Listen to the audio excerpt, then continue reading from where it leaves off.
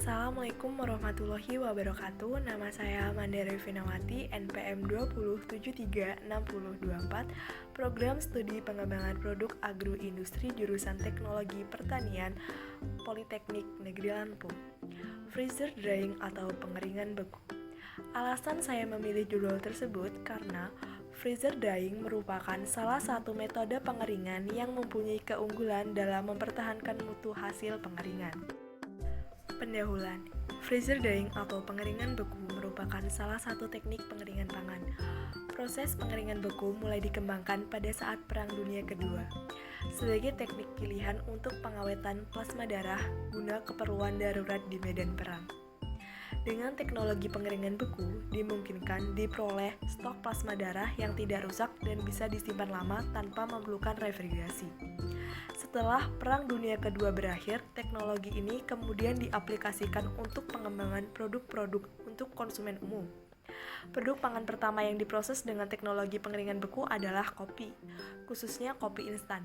Saat ini, berbagai jenis produk olahan lainnya seperti buah, sayur, daging, telur, bumbu, serta berbagai jenis sup instan siap saji banyak dihasilkan dari teknik pengeringan beku. Teknik pengolahan pangan cukup beragam, mulai dari cara yang sederhana seperti penjemuran sampai yang canggih yang memerlukan peralatan yang rumit dan tenaga khusus yang terlatih.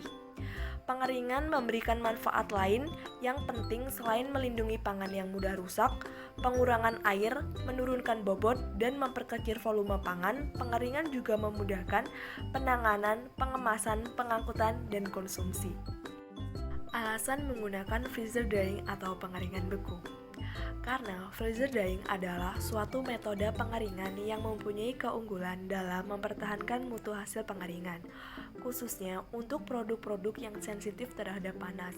Hal ini menunjukkan bahwa perpindahan terjadi secara hantaran atau konduksi. Freezer drying merupakan salah satu cara dalam pengeringan bahan pangan. Pada cara pengeringan ini, semua bahan pada awalnya dibekukan. Kemudian diperlakukan dengan suatu proses pemanasan ringan dalam suatu lemari hampa udara. Kristal-kristal es ini yang terbentuk selama tahap pembekuan menyublim jika dipanaskan pada tekanan hampa, yaitu berubah secara langsung dari es menjadi uap air tanpa melewati fase cair. Ini akan menghasilkan produk yang bersifat pouch dengan perubahan yang sangat kecil terhadap ukuran dan bentuk bahan aslinya. Karena panas yang digunakan sedikit, maka kerusakan karena panas juga kecil dibandingkan dengan cara-cara pengeringan lainnya. Produk yang bersifat pouch dapat direhidrasi dengan cepat di dalam air dingin. Dalam pengeringan beku, perpindahan panas ke daerah pengeringan dapat dilakukan oleh konduksi atau pemancaran atau oleh gabungan kedua cara ini. Pengawasan laju pindah panas sangat penting adalah untuk menghindari pencairan es. Dengan demikian, laju pindah panas harus cukup rendah untuk menjamin hal ini. Pengeringan beku ini menghasilkan produk terbaik, terutama karena pangan tidak kehilangan banyak aroma dan rasa atau nilai gizi. Namun, proses ini mahal karena memerlukan suhu rendah maupun tinggi dan keadaan hampa udara. Penggunaan cara ini hanya dibenarkan jika pangan sangat peka terhadap panas dan produk yang diperoleh harus memenuhi standar gizi yang tinggi. Nah, ini adalah gambar dari mesin freezer drying. Prinsip kerja dari freezer drying atau pengeringan beku.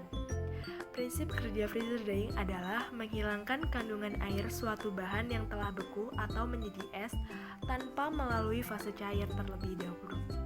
Pembekuan dilakukan sebagai tahap pertama yang kemudian ditempatkan pada vakum sehingga memungkinkan pelarut beku dalam produk menguap tanpa harus melalui fase cair atau yang lebih biasa disebut sublimasi.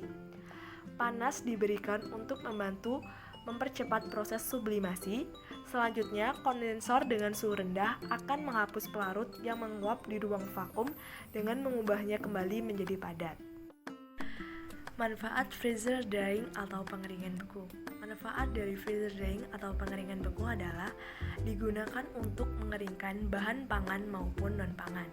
Freezer drying atau pengeringan beku juga memiliki manfaat yang cukup besar, yaitu dapat mengeringkan atau menghilangkan kandungan air dalam suatu bahan atau produk yang telah beku atau menjadi es tanpa melalui fase cair terlebih dahulu.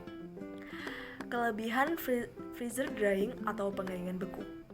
Yang pertama, dapat mempertahankan stabilitas produk, yaitu menghindari perubahan aroma, warna, rasa, dan unsur organoleptik lainnya. Kedua, dapat mempertahankan stabilitas struktur bahan, yaitu pengerutan dan perubahan bentuk serta pengeringan sangat kecil. Yang ketiga, dapat meningkatkan daya rehidrasi, yaitu hasil pengeringan sangat berubah dan loipele, sehingga daya rehidrasi sangat tinggi dan dapat kembali ke sifat fisiologis organoleptik dan bentuk fisik yang hampir sama dengan sebelum pengeringan. Kelemahan dari freezer drying atau pengeringan beku adalah kapasitas operasionalnya yang cukup kecil jika dibandingkan dengan metode pengeringan yang lain. Kapasitas metode ini tidak melebihi 6 liter. Hal ini disebabkan peralatan yang memiliki kondisi vakum dan suhu rendah membutuhkan energi yang lebih besar seiring dengan perubahan volume.